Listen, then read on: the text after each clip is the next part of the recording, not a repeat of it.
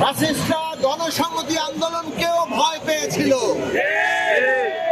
আর সেই কারণে আমাদের দেশের জনগণের উপরে যে অত্যাচার তারা দীর্ঘদিন ধরে চালিয়েছে, তারা জনসংহতি আন্দোলনের উপরেও চালিয়েছে, আমাদের নিবন্ধন থেকে আমাদেরকে বঞ্চিত করেছে।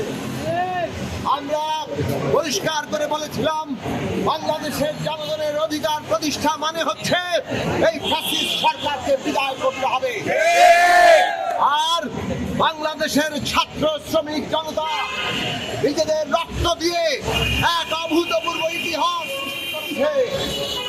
তারা ফ্যাসিস্ট সরকারকে কেবল পদত্যাগ করতে বাধ্য করেনি, ফ্যাসিস্ট সরকার প্রধান দেশ ত্যাগ করতে পালিয়ে যেতে বাধ্য হয়েছে।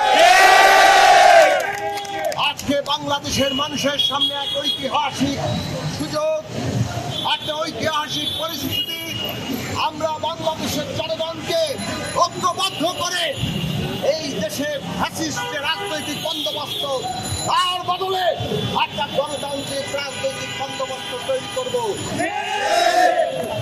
এই বন্দোবস্তে এই দেশের সকল নাগরিক, তিনি যে পরিচয়ের হোক, যে রাজনৈতিক বিশ্বাসের হোক, মাথা উঁচু করে বাঁচতে পারবে।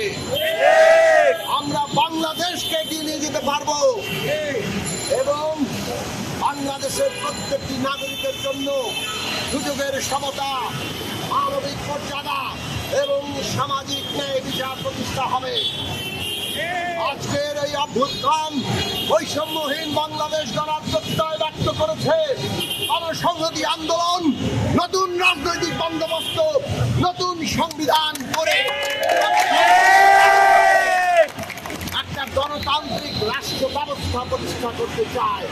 আর তার জন্য সারা দেশে এই যে অভ্যুত্থানের রাজনৈতিক শক্তি, ছাত্র শ্রমিক জনতা, আমাদের তাদেরকে ঐক্যবদ্ধ করতে হবে।